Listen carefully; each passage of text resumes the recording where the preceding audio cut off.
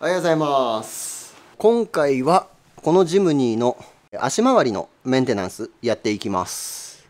ジャダーが出ちゃいまして、60キロ以上で走ってる時タイヤがねブルブルブルブルブルって震えてちゃんと走れない状態なんですよね。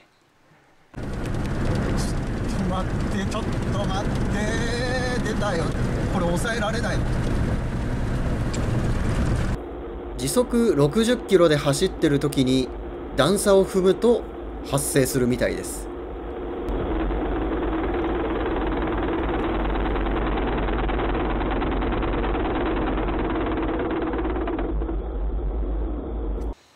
ジャダーが出たんですよ。やっぱりそこはねうちの子ですよね。ちゃんとねジャダー出してくれるんすよ。ジャダーが発生する原因はいろいろあって、ナックルとかタイロットエンドがガタついて発生する場合もあるし、ロアームのブッシュとかが劣化してガタつく場合もあります。この中のどこかがダメになってもジャダーが発生するし、全体的に劣化してバランスが崩れても発生します。意外に原因の場所を見つけるのが難しい症状です。ちなみにこの車は過去にナックルのオーバーホールもやり、ハブベアリングも新品に交換し、ロアームとラテラルロッドのブッシュも新品に打ち返してあります。唯一交換してなかったのがタイロットエンド。タイロットエンドはまだ使えそうだったからグリスアップだけで済ませていました。だから今回はタイロットエンド、これをね交換していきたいと思います。とりあえずタイヤ外して、タイロット取っていきます。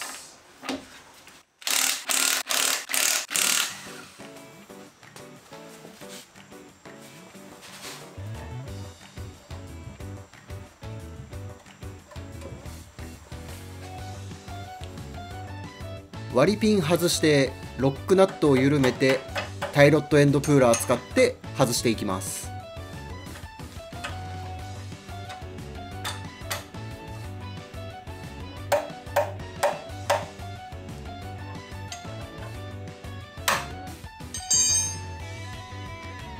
ジムニーはステアリングロッドが2本ついています。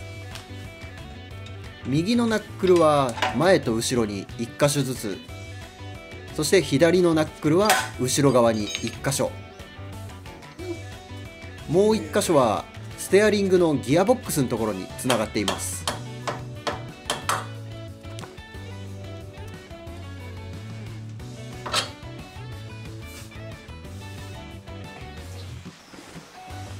2本外し終わりました。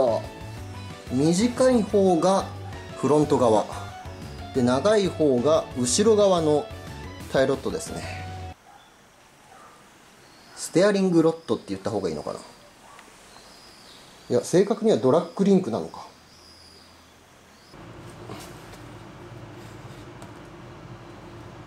あ、やべえ、これ緩まんぞ。失敗したな。車から外す前に緩めときゃよかったかな。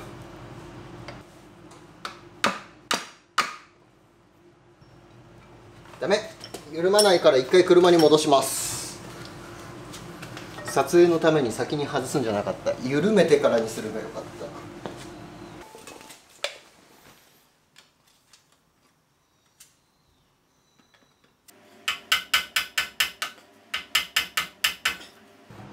全然緩まないんですけど、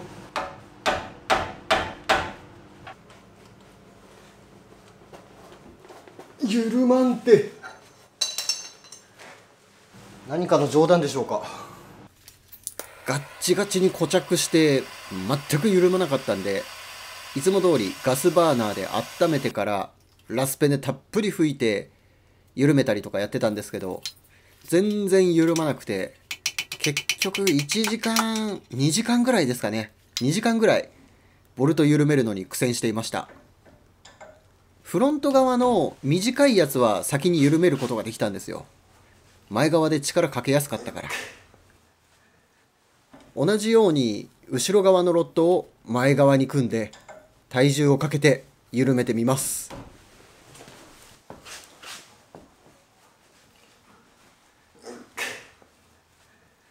よっしゃ、待った。待った。どんだけ固着してんのお前は。よ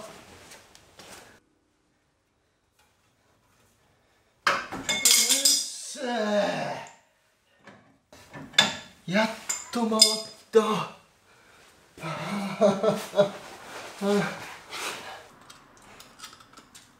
どんだけ錆びてんの。よし、回った回った回った。よしよしよしよしよし。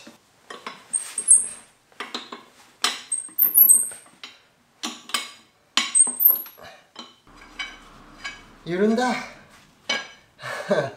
これだけ錆びてたらそりゃ緩まないっすわ。参った参った。ロックナットは全部緩めることができたんですけど、今度はタイロットがステアリングロットにかじっちゃって回らなかったんで、ラスペネかけて1日放置してまた緩めるように作業やっていきます。うわ、でもいけそうだな。いけそうか。もうちょっとラスペネかけとこう。昨日よりは回るようになったな。うわー本気よお前。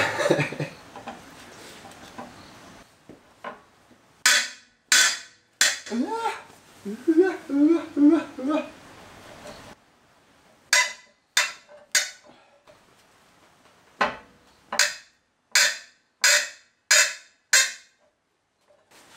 やっと外れそう。手で動くようになった。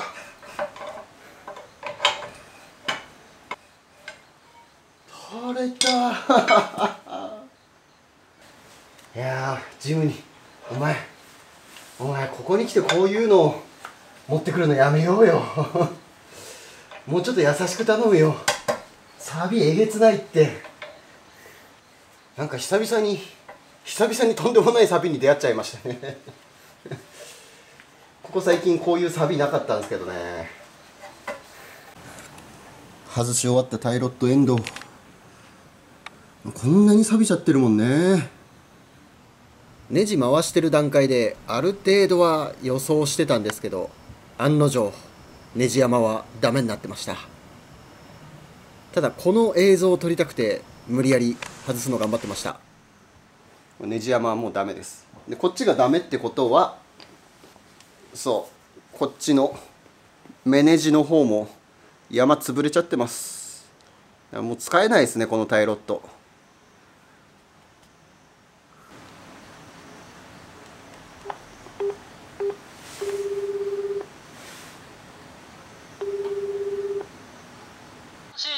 もしもし。お世話様です。お世話になってます。ちょっと急ぎでお願いしたい部品がありまして、はいはいはい、何でしょうか。JA22 のタイロット、はいはいはいはい。お願いしたかったんですけど。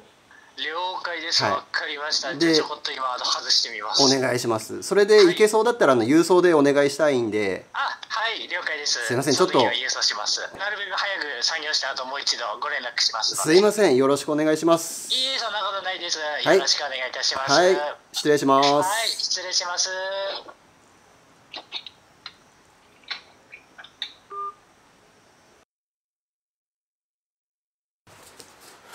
届きました。やったー。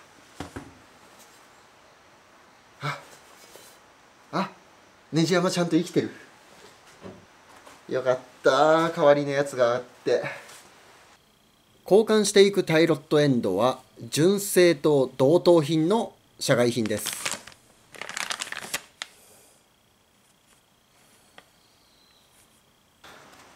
そしたらこの新品のタイロットに先にこうやってナット入れちゃいます。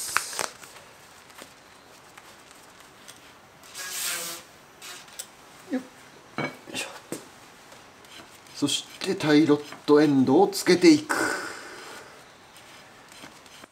ステアリングロッドの長さは外した時と同じような長さに調整していきます。ここの長さ合わせておかないとタイヤの向きが変わっちゃうんで、ある程度外した時と同じように調整していきます。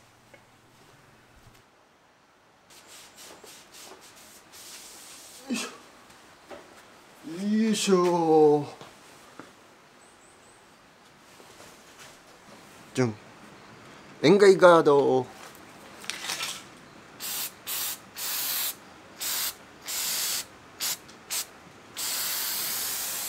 よいしょ。そしたら組んでいきます。これタイロッドがね、右ネジ左ネジ左右で方向性があるんで、向きだけ間違えないように組んでいきます。こっちは左ネジだね。左ネジということは、左ネジはこっちか。右ネジがナックル側だな。よいしょ。そして割りピン入れて OK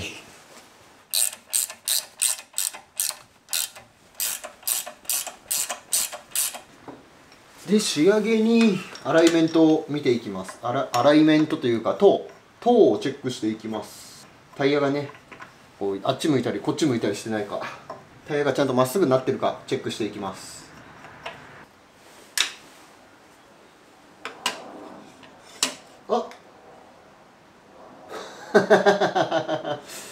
あそっか、そうか、 PCD が合わないじゃん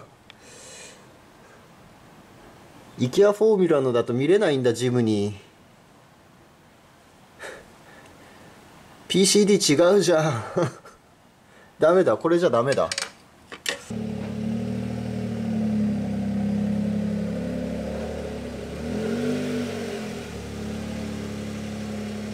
テスト走行行ってきたんですけど、そんなにこうハンドリングというかステアリングのこの感覚はあんま変わんないですね。若干こうしっかり感が出たというか、ハンドルが重たくなったかなぐらいの変化しかないです。でもジャダーが出てた道何往復も走ってみたんですけど、やっぱりジャダー発生しませんでした。やっぱタイロットエンドで合ってたみたいですね。よいしょ。よいしょ。とりあえずジャダーは収まりました。収まったんですけど、多分またすぐ再発すると思うんで、これジムニーのね持病みたいなもんで、タイロットのガタだったりとか、ナックルのガタだったりとか、あとロアアームのブッシュのへたりだったりとか、どっかが劣化してきても発生するし、全体的になんかこう相性というかバランスが悪かったりしてもジャダー出ちゃうんで、あとタイヤがダメでもねジャダー出ちゃうんで、いつそれがね発生するかわからないし、高速道路走っててねこうタイヤがこんなブランブランしちゃったら怖いんで、ならないようにステアリングダンパーっていうのをつけていきたいと思います。ハンドルの動き、タイヤの動きをね抑制する部品です。現行の JB64 ジムニーから純正採用されるようになったぐらい効果のあるステアリングダンパー。仕組みはサスペンションとかのショックと同じで、中にオイルが入っていて減衰させるような感じです。ここに見えるのがさっきのタイロットドラッグリンクですね。これに合わせるような感じでこういう風にステアリングダンパーをつけていきます。でこういうブラケットがあるんで、これをこっちのドラッグリンクにつけて、ステアリングダンパーはフレームに固定して、ステアリングの動きをね抑制するような感じで取り付けていきます。なんかいかにも後付け部品つけましたって感じのこのメッキな感じが嫌だから黒に塗っていきます。密着ロン。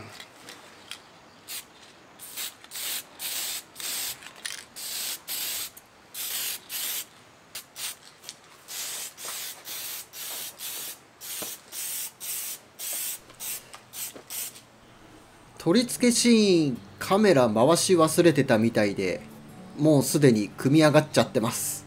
ごめんなさい。タイロット側はこんな風にブラケットで固定します。フレーム側はこんな感じになります。このフレームの後ろ側にステーとかいろいろな部品がついてるんで、それをかわすためにこんな風に斜めっちゃってるんですけど、これが正常みたいです。試運転がてら一般道と高速道路とちょこっと走ってみました。若干ステアリングが重くなったかなぐらいで、特に邪ダーとかも発生せず何も問題ありませんでした。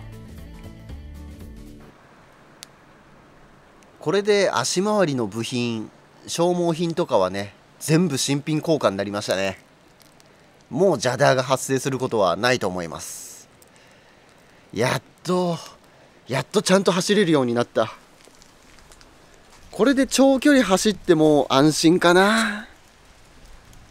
まだね、邪ダーが出るのが怖くて長距離全然走れてなかったんですよ。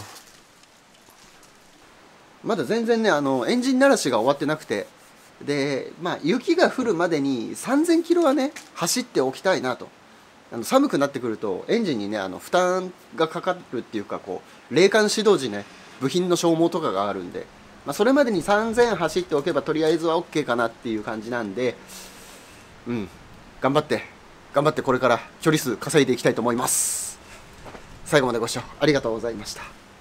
また次回もご覧ください。バイ。